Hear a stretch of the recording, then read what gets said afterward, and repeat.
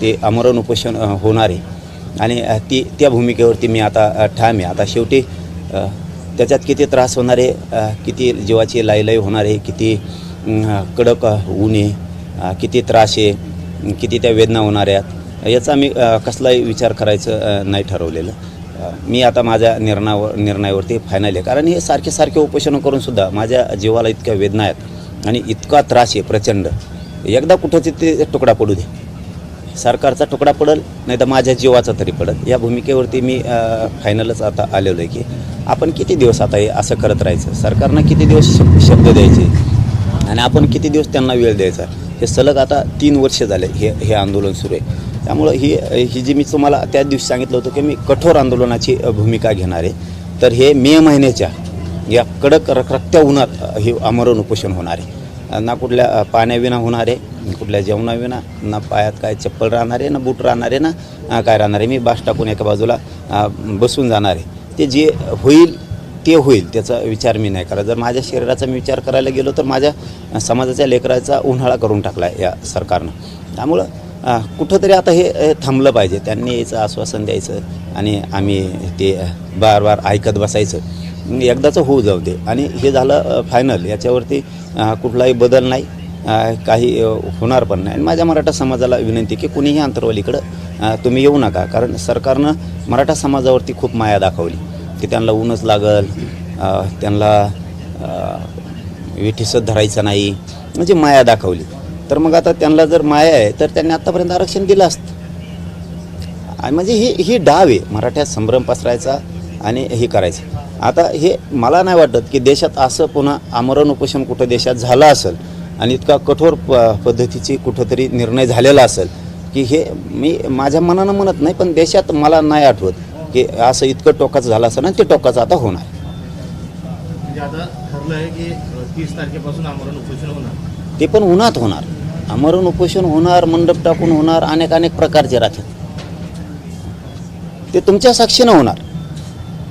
लय झालं तर फक्त म्हणजे ते पण म्हणायला नाही पाहिजे, मी पण म्हणतो लय झालं तर फक्त पत्रकारांपुरती एखादी पट्टी राहिली तर राहील, सावली म्हणून. सावली नाही, मंडप नाही, काही नाही. हा असंच जाऊन बसणार आहे मी 30 तारखेला. मेलो तर मेलो. राधाकृष्ण विखे पाटील आणि प्रसाद दाळगिरी घेणार आहे, तिथं काही तोडगा निघू शकतो का? मला नाही माहिती येणार आहेत नाही. 16 तारखेला सांगितलं होतं, 16 तारखेपासून वेळ दिला आहे 15 दिवस वेळ. हो, 29 ऑगस्टपासून मुंबईतून दिलेला आत्ता 29 मेपर्यंत 10 महिन्याचा वेळ.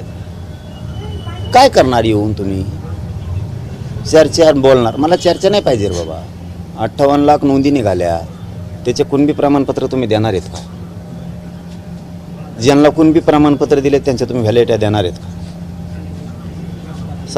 हैदराबाद गॅझेटियरचा तुम्ही JR काढलाय, ते प्रमाणपत्र देणार आहेत का? त्याच्या व्हॅलिडिटी तुम्ही देणार आहेत का? तुम्ही आरक्षण देताय म्हणजे नेमकं काय करताय? मराठ्यांचे मतं मात्र तुम्हाला लागतील आणि मराठ्यांच्या लेकराला मात्र आरक्षण दिलं जात नाही. ही दुट्टप्पी भूमिका कोणची? तुम्हीच आमच्यावरती हल्ले करायचे आणि तुम्हीच आमच्यावरती 307चे गुन्हे दाखल करायचे. म्हणजे राज्यातले गुन्हे सुद्धा मागे घ्यायचे नाहीत. सामूहिक कट रचून तुमचे पोलिस येणार आणि आमच्यावर हल्ला करणार. त्यांच्यावरती 120 पोलिसांवरती लागून त्यांच्यावरती 307 व्हायला पाहिजे, तर आमच्या क्रॉस घेतल्या जात नव्हत्या. राज्यभर हे खोटे दाखल केलेले गुन्हे. तुम्ही सातारा संस्थांचा JR काढू शकत नाही. 1 महिन्याचा वेळ मागितला, 10 महिने झाले. अरे बलिदान गेलेल्या तुम्हाला मराठ्याची एवढी माया आहे, तुम्ही सांगता हे मराठा समाजाला ऊन लागन, मे महिन्याचं कडक भयंकर ऊन, हे लोक घराच्या बाहेर सुद्धा निघाणार. जीव जायला लागलेत उष्णतेमुळं, उन्हामुळं जीव जायला लागलाय लोकांचा, बळी चाललेत. मराठ्यांना विटीच धरू नका, एवढी माया आहे. तर हे तुम्हाला तुम्ही बलिदान गेलेल्या कुटुंबाच्या लेकराच्या नोकऱ्या देणार. इतकी तर नीच आणि नालायक अवलदी जन्माला तुम्ही सत्तेत बसलात. कमीत कमी ती तुमची बहीण होती, ती तुमची आई आहे. मराठ्यांचं कुटुंब उघड्यावर पडलं यार, उन्हात पडलं ते. तुम्ही तिथं नाही वेळ देत. ही माझी समाजाविषयीची तळतळेन. मी ते समाजावर ते विश्वास कमवला आहे.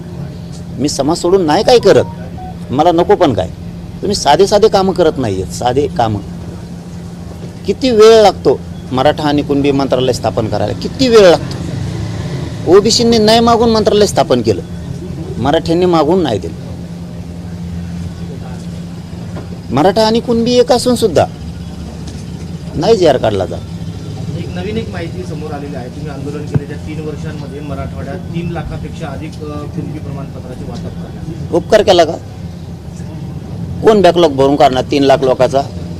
याचा अर्थ आम्हाला आरक्षण होतं, आमच्या नोकऱ्या कोणी लाटल्या? 1967 पासून आत्तापर्यंत 50-60 वर्षात आमचं वाटोळं सरकारनं काय केलं? ते 5 लाख निघू तुमच्या म्हणण्यानुसार मराठवाड्यात कुणबी प्रमाणपत्र किंवा 1000 निघले ना, याचा अर्थ आम्ही आरक्षणात होतो ना. आमचा बॅकलॉग कोण भरून काढणार? आमचं नुकसान आता 5 पिढ्याचं का? आमच्या जागा हडपिल्या? आम्ही कुणबी आणि मराठा हा एकच आहे, हे वारंवार सांगितलं गेलं, पण हे करतच नाही आहेत ना. त्यामुळं आपण हे बघा, मी 2 मिनिटातच तुम्हाला सांगितलं होतं की मी 10:30 आला असंच फायनल करून टाकणार आहे माझा विषय. मला आता ना आरपारचं खेटायचं, मला आता आरपारचं खेटायचं. त्यामुळे मी आल्यालाच तुम्हाला सांगून टाकलं आहे असंच 30 तारखेला उठून मी उन्हात एखाद्या रानात बसणार. स्थळ ठरलंय का? उन्हात बसणारे त्याला काय स्थळ ठरलं तरी आरक्षण नाही, स्थळ ठरलं तरी आरक्षण नाही, आणि ठरविलं तरी आरक्षण नाही. सगळ्या मागण्या दिल्या तरी आरक्षण नाही, समजून सांगितलं तरी आरक्षण नाही, कायद्यात बसतंय हे सांगितलं तरी आरक्षण नाही, प्रेमाने बैठका घेऊन सांगितलं तरी बी आरक्षण नाही, मोर्चे घेऊन गेलं तरी पण नाही.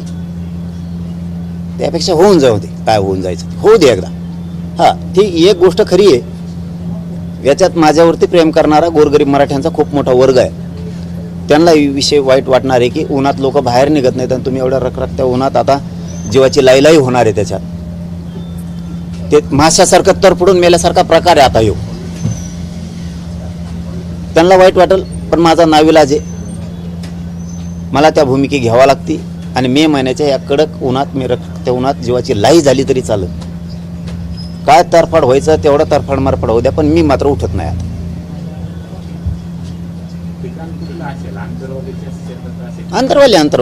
अंतरवाली बाहेर नाही. प्रसाद लाडनंतर तुम्हाला कोणी सरकारकडून कोणी संपर्क केलेला आहे का? तुमचा संवाद झालाय का? केलाय, पण बोलून करता काय दादा? रिझल्ट काय? कृती काय केली तुम्ही? काय केलं तुम्ही? लावालाव्याच्या पलीकडे तुम्हाला काही आलंच नाही आयुष्यात तुमच्या.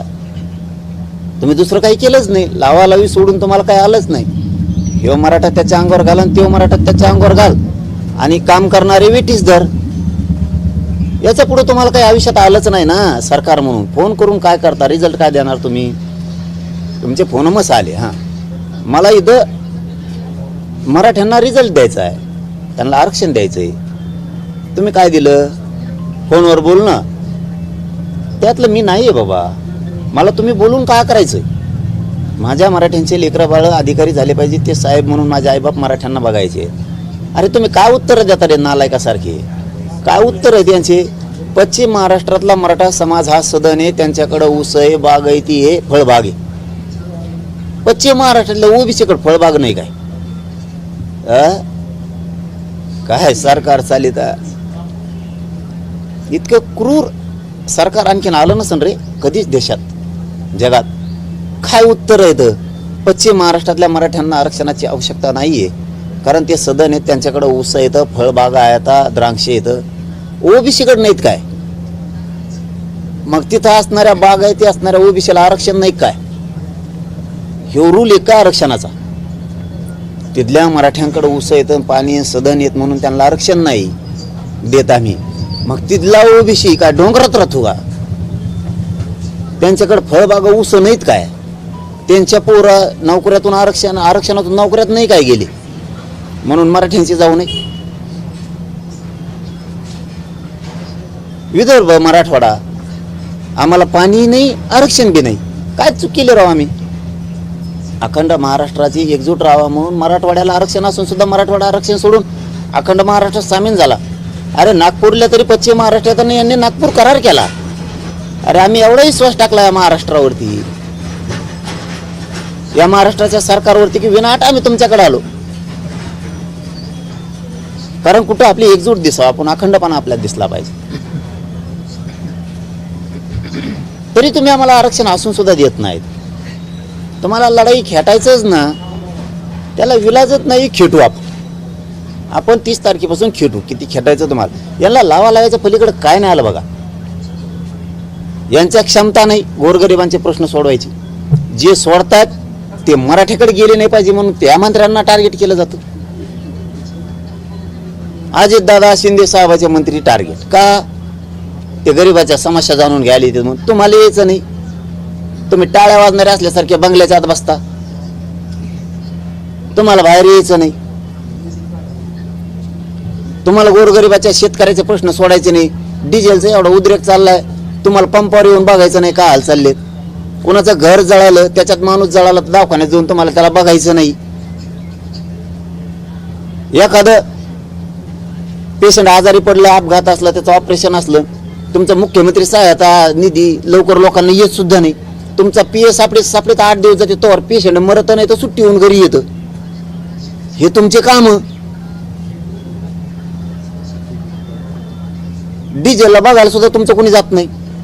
ते लोकात येतात. मराठ्यांकडे कोणता मंत्री गेला नाही पाहिजे, नसता त्याला टार्गेट करा. असल्या तुमच्या भूमिका ही तुमची नीतिमत्ता. खरं बोला रे.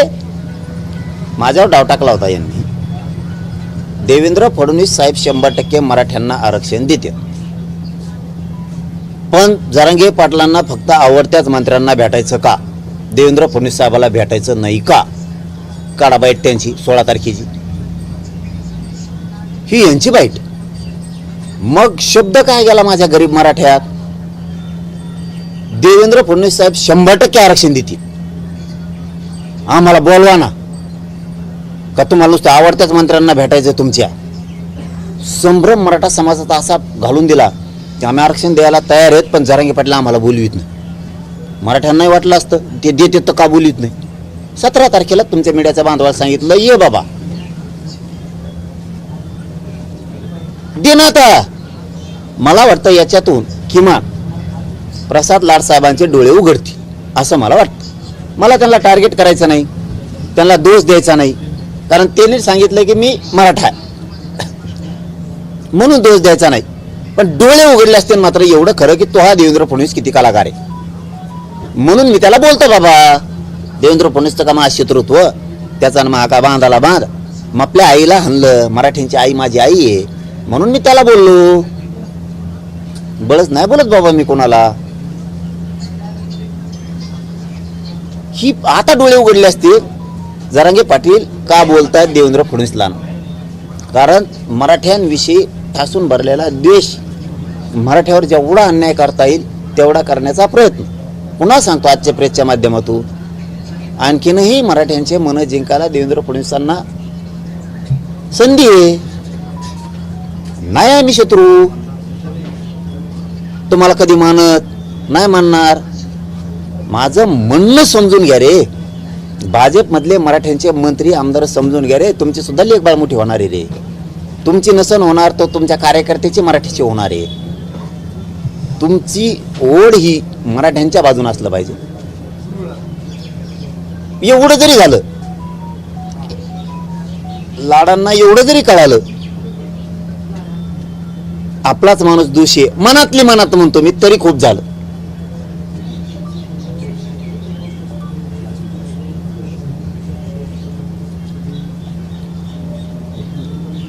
आपलं 30 फायनल, आपलं 30ला फायनल. 2-3 गोष्टी तेवढ्या सांगायच्या, त्या पुन्हा एकदा सांगतो. हे कठोर आणि कडक आमरण उपोषण होणार आहे आणि भर रखरखत्या कडक उन्हात होणार आहे. मी बास टाकून तिथं बसून जाणार आहे उठलो असाच. मग तो ती उष्ण घाताचा बळी जाऊ किंवा तिकडं ते काय जीव होईल ते होईल, लाई जीवाची होईल, तरफड मरफड होईल, शरीराची आग होईल. मी तिथं बसणार आहे. याच्यावरती फायनल. मराठा समाजाने अंतर्वालीत येऊ नये. मी तुमच्या लेकरासाठी झटतोय. सरकार मराठ्यांवरती प्रेम दाखवतंय की मराठ्याला ऊन लागतंय. मराठ्यांना विटीस धरू नका. माझी विनंती आहे, मराठा समाजाने अंतरावलीत येऊ नका. सगळ्यांनी सरकार काळजी करतंय आणि तुम्हालाही दिसलंय करतंय का नाही करत सरकार काळजी. कुणीही राज्यात, तिसरा मुद्दा, कुणीही राज्यात उद्रेक धिंगाणा करायचा नाही. सगळ्यांनी शांततेत, मी तुमच्या समाजाच्या लेकराबाळाच्या कल्याणासाठी मी मरायला तयार आहे. कारण माझासुद्धा जीव लई दिवसाचा तडफडतोय. कारण माझ्या शरीरात ह्या उपोषणं केल्यामुळे इतक्या काय वेदना आहेत की त्या सांगूनच पूर्ण होत नसत्यात. चालायला त्रास, पोटात आग होती हमेशाच, अंग थरथर कापतं, शरीरात चावल्यासारखे प्रकार होते अनेक. त्याच्यामुळं शरीरात खूपच वेदना आहेत. त्यामुळं मला ही टोकाचा निर्णय घ्यावा लागतोय, तो मी घेतला आहे. मला सगळ्या मागण्याची अंमलबजावणी पाहिजे, त्याशिवाय मी हटत नाही. मराठा समाजाला पुन्हा पुन्हा माझी विनंती, तुमच्या लेकराबाळाच्या कल्याणासाठी मी लढायला खंबीर आहे. तुम्ही कसलीही काळजी करू नका. मलाही मानणारा खूप मोठा वर्ग आहे, तेही अंतरवालीकडे पळणार आहे हेही मला माहिती आहे. तरी माझं म्हणणं आहे, जर तुम्हाला यायचंच असेल तर छत्रीफित्री घेऊन येत जा. पण माझं स्पष्ट आव्हान आहे सगळ्याला की एकाही मराठा समाजानं राज्यातल्या अंतरवालीत येऊ नये. तुमच्या लेकराबाळाचं कल्याण करण्यासाठी मी खंबीर आहे, समर्थ आहे. मी वेळेप्रसंगी माझा प्राणसुद्धा टेकायला तयार आहे. पण तुमच्या लेकराबाळाचं वाटोळं होऊ देणार नाही. मराठ्यांची शान, प्रतिष्ठा याला कुठेही डाग लागू देणार नाही. तुम्हाला खाली मान घालून चालावं लागेल असं मी कधीही पाऊल उचलणार नाही. तुमच्या लेकराबाळासाठी मी जीव ह्यो अर्पण करायला तयार आहे, जीव द्यायलासुद्धा तयार आहे. फक्त मराठा समाजाने कसल्याही प्रकारचं उद्रेक, असं काय आंदोलन वेगळं काहीही कोणी करू नका. 30 मेला आमरण उपोषण होणार आहे, त्याच्यात कसलाही बदल होणार नाही आहे. पुन्हा पुन्हा मला तोच धाक असतोय की माझ्या मराठा समाजाला दम निघणार नाही आहे, हे मला चांगलं माहिती आहे. साधं उपोषण करायचं म्हणलं तरी मराठा समाज खूप टेन्शनमध्ये येतो. आता हे तर अति टोकाचं आहे की देशभरात असं आमरण उपोषण कधीही झालेलं नसेल. पण आता त्याला माझा नाविलाज आहे. त्यामुळे ही मराठा समाजाला सांगणं माझं होतं आणि ते मराठा समाजाने पाळावं. उद्या जर काही सकारात्मक चर्चा झाली, तुम्ही उपोषण मागे घेणार? मला चर्चा सकारात्मक पाहिजेच नाही. मागण्यांची मला अंमलबजावणी पाहिजे. सातारा संस्थांचा GR का निघत नाही, केसेस का मागं होत नाहीत. आणि जर अडचण येत असत्या, हैदराबादची गॅझेटियरचे प्रमाणपत्र वाटायला 1990, 1994च्या GR प्रमाणे तुम्ही याही GRला का ती नियमावली लावत नाहीत? ती नियमावली लावा.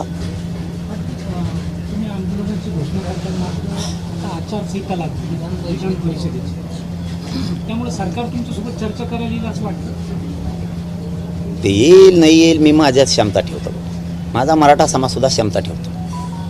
आम्ही हरवण्याची ताकद पुढच्याला ठेवतो, कारण आम्ही क्षत्रिय कुळात, क्षत्रिय मराठी. गरीब मराठ्यांना आरक्षण लागतं आणि श्रीमंत मराठ्यांना लागतं. दोघांच्याही लेकराबाळाचं लेकीबाळीचं कल्याण होणार. त्यामुळं मैदानात उतरून आम्ही हारायची क्षमता ठेवतो. आम्ही कुणी आमच्याकडे यावं म्हणून कधीही आंदोलन नाही करत आणि आम्हाला सहजासहजी नाही देत भोकुनी. आम्ही सगळ्याला द्यावं. मराठ्यांचं वगळ येऊस तर खाते, जिकडून वगळ येऊस तर तिकडं कोपरापोत हात भरूस तर खाते. आम्ही पण देतो, पण आम्हाला द्यायच्या टायमाला विरोध होतो. आम्ही लोकांचे लेकरं सुखी समाधानी राहावेत म्हणून काय नाही दिलं आमच्या वंशजांनी, पूर्वजांनी काय नाही दिलं. आज आम्हाला मागायची वेळ आली. आमचे कोपरा इतके यांचे हात भरूस तर खात होते दोन्ही हातानं. आज आमच्या लेकराला द्यायची वेळ आली तर सगळे विरोध करायला लागले. माझा मराठा समाज सक्षम आहेत. आम्हाला लढल्याशिवाय कधीच काय मिळत नाही. आम्हाला लढावंच लागतं आणि आम्ही क्षमता ठेवतो. आम्ही लढण्याची क्षमता ठेवतो, संघर्ष करण्याची क्षमता ठेवतो, जीवाचं रान करायची क्षमता आम्ही ठेवतो आणि जिंकून सुद्धा दाखवतो. आमच्यात तेवढी कुवत आहे. आम्ही लोकांच्या उरलेल्या पिठावर जगणारी अवलादी आमच्या नाही आहे. आम्ही साम्राज्य स्वतः उभा करणारी आमच्या अवलादी आहे. आम्ही लढून कष्ट करून मिळवणारे लोक आहेत आणि आम्ही ते मिळवू. हो, आत्तापोत मिळवलंय आम्ही. 58 लाख नोंदी मिळवल्यात, GR मिळवलेत, राहिलेलं आहे आम्ही मिळू.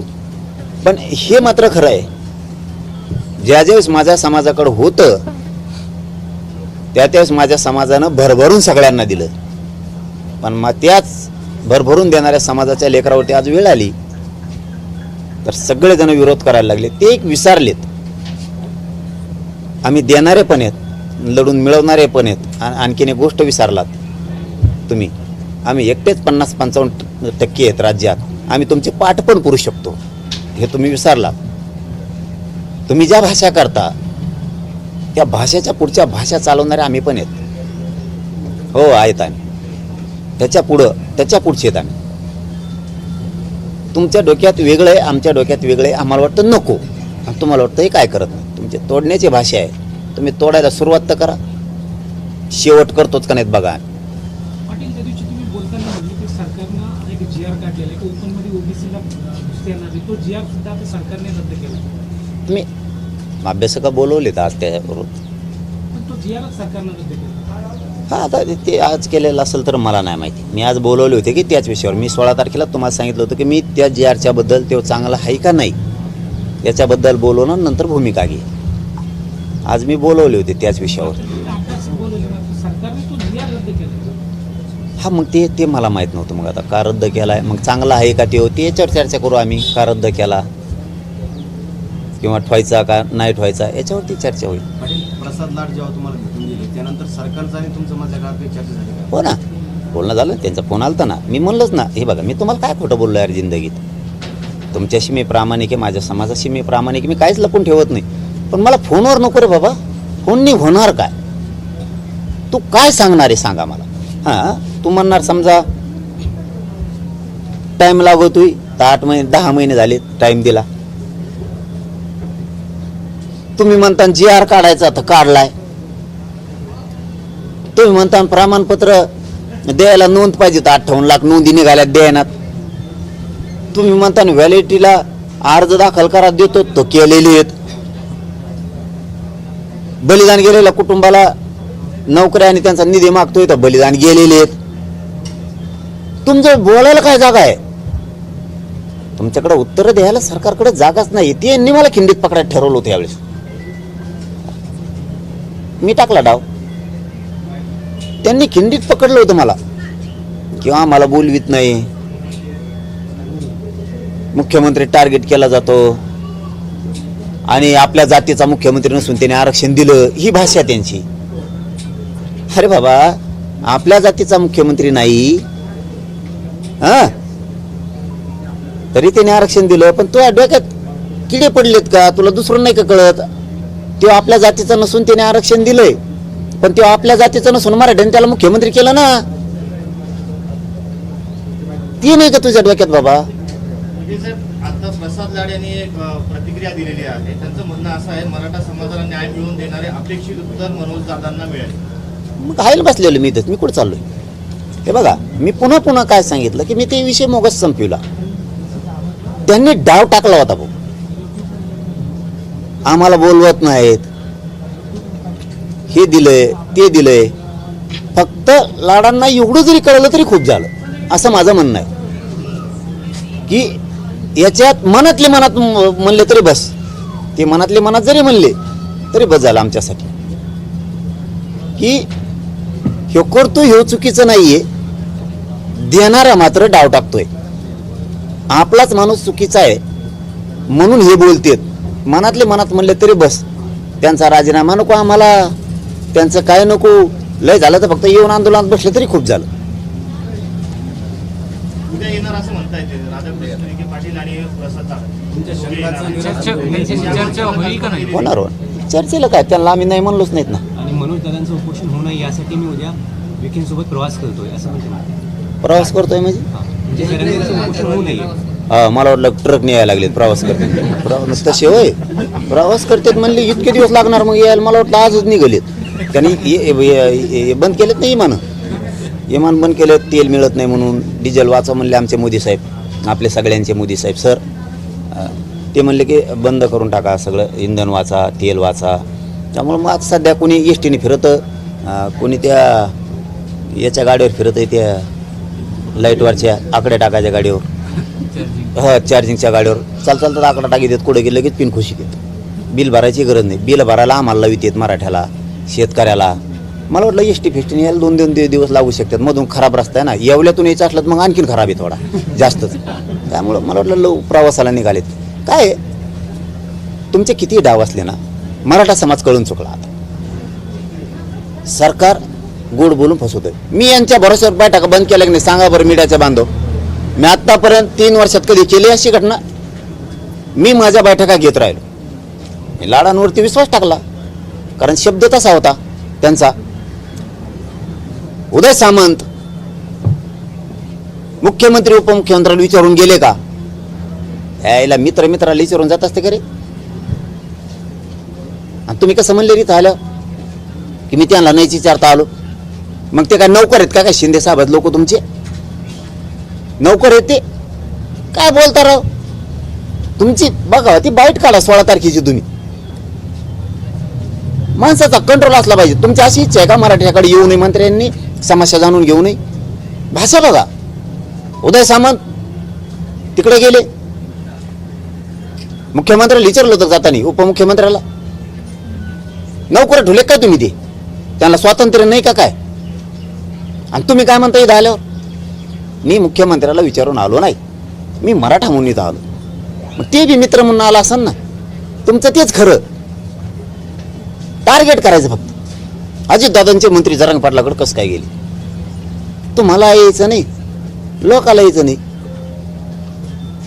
तुमची गाय कवा बी ती म्हैस खाटीची मसाडा दूधच देत नाही कवा बी.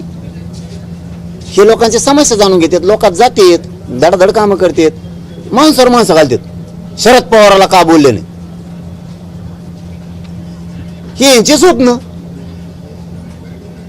नारायण राणेला का बोलले नाही? हे यांचे स्वप्न. अशोक चव्हाणाला का बोलले नाही? हे यांचे स्वप्न. माणसावर माणसं घालायची. आता नारायण राणे तुमच्यात आले नसते, तुमचा मागत देवारा झाला असता. म्हणजे यांचं एकदा भागलं ते संपलं. यांचं काम कसं आहे शेवटचं सांगतो, मग आपलं संपितो मी, कारण मी आज फक्त 2 मिनिटात संपवायचं सांगितलं होतं, पण तुम्ही प्रश्न विचारल्यामुळे सुरू झालं.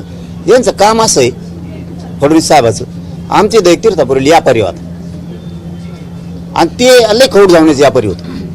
ते कुठे गेले भाव कमी करायचं, कशाचा बी मालाचा भाव कमी करायचा हमेशा त्याला ती सवय होती.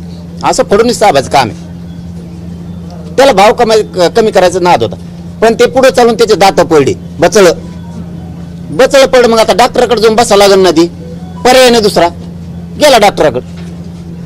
आता दात सगळ्याला बसत नाहीत, त्याला थोडी डॉक्टरला घुसा लागत ते करावं लागते. मग ते बरोबर त्याला ते बचळ बसायचं, बसिलं बचळ. त्याला बचळ फिचळ बसायचं झालं, पक्क झालं. आणि बचळ बसायचं झाल्यावर खुर्चीवर जाऊन बसला डॉक्टर पुढे. मला किती पैसे झाले? ते मला 8,000. कारण सगळीकडे तेच रेट आहे. ते डॉक्टर 8,000 म्हणणं आणि ते बचळ काढून म्हणला बघे बचळ तू तोपला धंदा. डॉक्टरला काही सुचना ना. आता बचळ बसल्यावर ते दुसऱ्याला बसा ना, आणि याने तर काढून ठेवलं बचळ. मग काय करायचं आता? ते म्हणले किती? ते म्हणलं 2,500. दि म्हणलं आता दूध फेकून देऊस तर. तसं काम यांचं फडणवीस साहेबाचं. बचळ बसून घ्यायचं शिंदे साहेबाकडून, अजित दादाकडून, आणि काम झालं घेतो तुपलं बचळ. आता कुठं जातो? तिकडे ठाकरे येऊन द्यायचा नाही माघारी, इकडे येऊन द्याय ना. हा जातो का मासे धरायला म्हणा त्यांना? आता हे असले खौट लावण्याची ती. यांचं एकदा भागलं की लगेच सोडून देते. ते किरीट सोमायचा वापर केला. ते कुंकड पड काय नुसतं गोण्या घेऊनच पळत होते. ते ट्रॅक्टर हातोडा एवढा बला हातोडा आला मला, बला हातोडा काय सगळं असे सगळा पाचकाच. ते मुनगटीवर साहेबाचा देवारा केला. नितीन गडकरी साहेब एवढा मोठा नेता आहे, त्याचा पाचका केला. आता लाग ना बोललेले गांडील तवाच लागत त्यांच्या, पटून नाही घेणार ते. हे खरं आहे. त्या खडसेचा कार्यक्रम केला, त्यांचे चांगले नेते पाण्यात बुडिले, जे खरे भाजपा चालवत होते. बरं ह्या माणसाविषयी द्वेष नाही ना आम्हाला. अरे तो देतच नाही, आमचं तर भांडलं येतो. त्या लाडांना पुढे घातलं, दिलं झुपून. लाडांना पुढे घातलं. कारण मी कशावर म्हणतो हे संभ्रम का काढतोय मी? ते म्हणले उदय सामंतांना तुम्ही मुख्यमंत्री उपमुख्यमंत्र्याला विचारून गेले का? याचा अर्थ हे बिना विचारते येऊ शकत नाही, कारण त्यांचं एक स्टेटमेंट आहे, मी बिना मर्जीचं मला मर्जी नाही आहे त्यांना विचारल्याशिवाय मी जाऊ शकत नाही. ह्यो शब्द खूप मोठा आहे. यांना स्वतःच्या मर्ज्या सुद्धा नाहीत कुठं जायची. मी माझ्या मर्जीनं जाऊ शकत नाही. तसं मुख्यमंत्र्याला विचारल्याशिवाय येऊ शकत नाही. हे काय म्हणतात मी मराठा म्हणून आलो, पण त्या मराठा म्हणल्यामुळं आम्हाला त्यांच्याबद्दल स्वाभिमान. यांना बोललं की राग येतो. खरं सांगितलं, अरे द्या ना, आम्ही तुमचं उदो उदो करतो ना. किती वाऱ्या सांगितलं, अरे किती वाऱ्या सांगितलं हे आम्ही करतो उदो उदो तुमचं. चला नाही केलं ना त्याच्या मायाला तुम्ही म्हणताल ते, तुम्ही देत नाहीत. मग आम्हाला ती चीड का चीड येते मला ही. आता 4-2 पिरावं उठणारच, कारण बोलल्याला जमत नाही. द्यायचं तर काही नाही मराठ्याला. दानत ठेवा, अवकात ठेवा, ती द्यायची, मग बोलणं नाही खावा. दानत ठेवायची, ती द्यायची, आणि मग माणसानं बोलणं ऐकून नाही घ्यावा. तुम्हाला द्यायचं नाही, बोलणं ऐकून घ्यायचं नाही. हुकुमशाही लावली काय तुम्ही? मराठ्यापुढे शानपणा करता काय तुम्ही? आम्ही संयमानं 8 महिने झाला ऐकून घेतलंय भाऊ. 8 कसले 10 महिने. बरं शब्द नाही काढला, दाखवा ना मला काढल्याला. आजही नाही काढला. आत्ताही फक्त फरक सांगितलाय. हे बचळा काढणे, याला त्याला संपविणे, काय खोटं आहे. असे कित्येक तरी आहेत. तुम्ही दावणे लावून बांधता लोक. यांना खतखत माहित नाही. हे बघा पत्रकार भाऊ, यांना खतखत माहित नाही. यांचं काय स्वभाव आहे, यांची एखाद्या ठिकाणी 10 एकर जमीन आहे. हे काय करते, 10 एकरच्या शेजारी 100 एकर घेतात. आणि मित्र पाहुणे रावळे आले, हे काय सांगतात माहिती का, ही सगळी प्रॉपर्टी आपली आहे. ही त्याला माहितच नाही दादागिरीने घेतलेली ती म्हणून. आत खतखत आहे, असंतोष आहे. तुम्हाला मनाने यावं, कुणी म्हणा मला पैशाची लय अडी अडचणी, माझी जमीन विकत घ्या. तुम्ही दादागिरी घेतली तळतळाट येतो. असंतोष आहे, प्रचंड खतखत आहे तुमच्याविषयी सगळ्या पक्षात, तुमच्या सुद्धा स्वतःच्या. तुम्ही कधी नव्हे ते 6-7 गट केलेत तुमच्याच याच्यात. एवढी प्रचंड मोठी खतखत. आणि का रुसतार माझ्यावर, मराठीचे आमदार मंत्री खासदार का रुसतात माझ्यावर? काय चूक केली मी? आम्ही काय घोडं मारलं तुमचं? आम्ही गरीबाच्या लेकराला आरक्षण मागतो. तुम्ही सगळ्या भाजपचे आमदार, मराठीचे मंत्री यांनी त्या फडणवीस साहेबांकडे जाऊन बसलं पाहिजे, सांगितलं पाहिजे देणारे आरक्षण एकदाच. मला काय नाव ठेवता? मी तुमच्या लेकरासाठी, तुमच्या कार्यकर्त्यासाठी भांडतोय, मराठ्यांच्या लेकराच्या कल्याणासाठी भांडतोय. मला काय नाव ठेवता? तुम्हाला जर बोलणं ऐकून घ्यायची तुमच्या क्षमता नसेल तर काम करून दाखवावं लागते, स्वच्छ वागावं लागतं. याला बोलन त्याला बोलन म्हणजे आम्हाला अंगावर घालता काय एकामेकाच्या? काय मी काय सुपारी घेणार दिसलो का तुम्हाला? तुम्ही सांगता त्यालाच मी बोलायचं. मी माझ्या मनानं आंदोलन करतो, माझ्या मराठा समाजाच्या मनाने आंदोलन करतोय. मी कोणाच्या पक्षाचं, कोणाच्या नेत्याचं फित्याचं ऐकून करत नाही. कोणाची एवढी टप्पर बी नाही. आपल्याला सांगून आंदोलन करून घ्यायची, कोणाची टप्पर नाही. आणि उगाच काहीतरी सांगायचं आणि काहीतरी गैरसमज पसरायचा आणि त्याच्यातून मराठ्यात संभ्रम निर्माण करायचा, हे काम करायचं. आता मराठ्याला कळालं. हे त्या दिवशी म्हणत होते 100% देवेंद्र फडणवीस साहेब आरक्षण देतात म्हणून लाडभाऊ आले. आता मराठ्याने ओळखलं हे किती चालू आहेत म्हणून. यांनी कसं मराठ्यात संभ्रम निर्माण केलता. आता मराठे दाखवतात त्यांना आता कसं असतंय.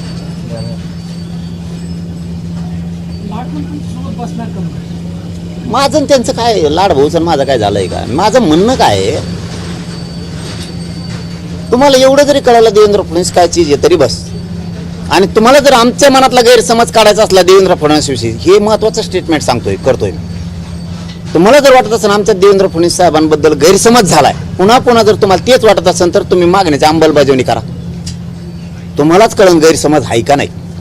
एकदा जर त्यांनी आमच्या मागण्या मंजुऱ्या दिल्या, आम्हाला काय करायचं त्यांच्याविषयी बोलून? का बोलायचं आम्ही? पण त्यांना मराठ्याला नाही द्यायचं, त्यांना ओबीसीच्या पाहुण्याला द्यायचं. पण आम्हाला फक्त म्हणायचं सोयरे बसत नाहीत. ओबीसीचे सोयरे नाही बसलेत. कोण बसले रे? ओबीसीचे सोयरे नाहीत तर कोण येते? 180 जाती होत्या 1967 ला. आज त्या पाहुणे 400 झाल्यात. सोयरे नाहीत तर कोण? त्यावेळेस घातलेली माळी समाजाची जात, उदाहरणार्थ देतो तसं सगळ्या जाती धरा, त्यांचं रक्ताचं इतकं नातं. बाकीचे घातले 6 जाती द्या, फुलमाळी बेलमाळी नंतर ज्या घातल्यात, हे रक्ताचे आहेत का संबंधींचे? भावकी आहे का यांची? एक माळी पहिल्यांदा घातला, बाकीचे आलेले 5-6 हे सोयरे तर कोण आहेत त्यांचे? आम्हालाच आईकडची जात जमत नाही, सगळे सोयरे जमत नाहीत, त्यांचे सगळे सोयरे नाही गेलेत. कोण गेले? कोण गेले? फक्त त्यांची पोटजात उपजात म्हणून घातलंय त्यांना आत. मग मराठीची पोटजात कोण बी होत नाही का? त्यांना जे रूल आहे तेव्हा मला कसं काय नाही? तुम्ही सगळे त्यांचे सोयरे घातले. मराठ्यांनो सावध व्हा, हे त्यांना आरक्षण खोटं दिलंय, बोगस, फक्त मतासाठी. मत यांचं सगळं आरक्षण खोटं, सगळं उडत ओबीसीचं. का सरकार उडवत नाही? मराठ्यांनी समजून घ्या. कारण यांना वाटतं ओबीसी मतदान करणार नाही म्हणून त्यांनी तसं टिकेले, ते खोटं असू. आणि आपल्याला का भेट नाहीत? तर ओबीसी सारखं आपण त्यांना पाडीत नाहीत म्हणून तुमच्या लेकराचं कल्याण होईना. ते ओबीसीचं आरक्षण खोटं हे सरकारला माहिती, फक्त मत निवडणुकीत देतात म्हणून दिलंय, विरोधात जाणार नाहीत म्हणून दिलंय. आणि आपले मराठी आपण त्यांनी आपल्याला नाही देऊन बी त्यांनाच मतदान करतो म्हणून ते आपल्याला भ्यानात. त्यांना जर एकदा कळालं मराठ्यांचे मत आपल्याला नाही, तुम्हाला सांगतो मराठ्याच्या मागे ते आरक्षणच नाही, काही घेऊन पाळणार. खोटं आरक्षण, बोगस आरक्षण दिलं ओबीसीला सगळं. कारण पोट जाती उपजाती घालताच येत नाहीत. सोयरे कस काय घातली? रक्ताच येत का ते? आम्ही अरे एका गावात 8-9 एकत्र असलेले ते ना पुतण्याला दिले आणि त्याच्या भावाला द्यायना बघा. आणि यांनी पोट जाती उपजाती म्हणून 1994ला सगळे पाहुणेच घातले त्यांची. आणि आम्हाला म्हणतात पाहुण्याला देता येत नाही, सगळ्या सोयऱ्याला देता येत नाही. आणि त्यांचे 180 ओरिजिनल जाती घातल्या होत्या, नंतर 450 घातल्या, सोयरेच घातले ना. त्यांचं कोणतं रक्तात नव्हतं? भावकी आहे का? समान आडनाव आहे का? दाखव, चल दाखव ना. पहिल्या 180 जाती नंतर कशा घातल्या ते दाखव. समान आडनाव आहेत म्हणून घातल्या. म्हणजे आमच्या समान आडनाव असून बी द्यायला तयार नाही. कारण आमची भावकी आहे, फक्त गावं सोडून लांब लांब गेले.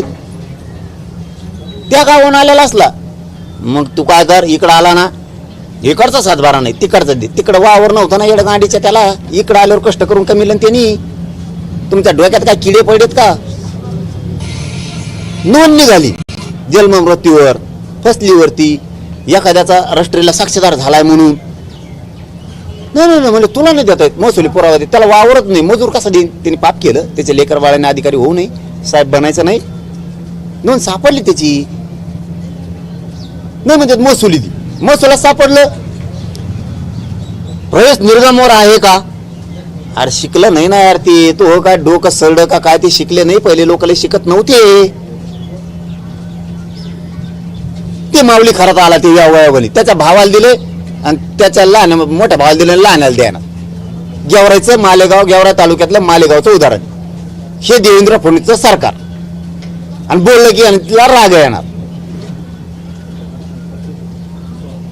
ती समोर चेहरा दिसला म्हणून मी लगेच उदाहरण दिलं. का? पैसे पाहिजेत का अधिकाऱ्याला खिस्सा गरम करायचा? कशामुळे व्हॅलिडेट देत नाही तुम्ही? नोंदी असून कशामुळे मराठ्यांच्या लेकरात वाटवं करायचं तुम्हाला? काय कारण आहेत? काय चुकीचं बोलतो मी? मराठ्यांनी सांगावं मला, तू मराठ्याचं कल्याण करू नको. नको करू.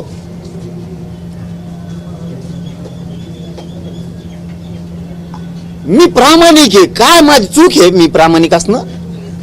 माझा विरोधातला विरोधक सुद्धा मला म्हणतो हो तो प्रामाणिक आहे, पण आमचं त्याचं जमत नाही. मी माझ्या समाजासाठी प्रामाणिक काम करू नये, इमानदारीने मी करू नये, मी माझा जीव माझ्या समाजासाठी जाळू नये. मी जर त्या समाजात जन्मलो, त्या समाजासाठी मी वेदना सहन करायच्या, मी जीवाचा रान करायचंय, मी जातीसाठी माझ्या झगडायचंय, झटायचंय आणि त्यांच्या लेकरा बाळाचं आयुष्याचं कल्याण करायचंय. ते काम मी इमानदारीने करतो. सरकारला मी खपत नाही. इमानदारीनं करून मी माझ्या समाजाला मिळून देतो. मी करायचं नाही. मी माझ्या समाजाशी इमानदार राहतोय. मला नाही व्हायचं आमदार, खासदार, मंत्री. मला नाही पाहिजे पैसे. मला माझ्या समाजाचे लेकरं सुखी समाधानी जगलेले पाहिजेत. ते साहेब झालेले मला बघायचे म्हणून मी कठोर निर्णय घेतो. होय, हे निर्णय मी घेतलाय, माझ्या समाजाला खूप वाईट वाटणार आहे हे मलाही माहिती. इथं सावलीत बसून उपोषण करायला सुद्धा समाजाचा विरोध असतो. तर आता या रखरखत्या कडक उन्हाळ्यात मे महिन्याच्या माझा समाज झोपणार नाही हे मला माहिती. त्याच्या पोटात तुटणार आहे आता, कारण उन्हातल्या वेदना आपण साधं नुसतं राऊंड जरी मारून आलो तर अख्खं घामाने दिसतो आपण. रखरखत्या कडक उन्हात किती जीवाच्या लाईलाई होणार आहे, किती तरपड मरपड होणार आहे हे माझ्या समाजाला सुद्धा त्या वेदना कळतायत. त्यांना त्या लक्षात यायला लागल्यात, येणार सुद्धा आहेत की आता हे खूप वाईट निर्णय घेतलाय. पण मला सरकारसाठी हे करावं लागतंय, माझ्या समाजाच्या लेकरा बाळाच्या कल्याणासाठी मला हा निर्णय घ्यावा लागतो. तो मी घेतलाय, आता मी मागे सरकत नाही.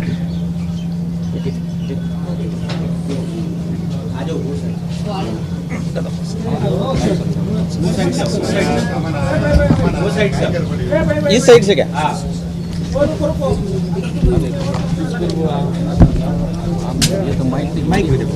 ठीक आहे तुम्ही सगळं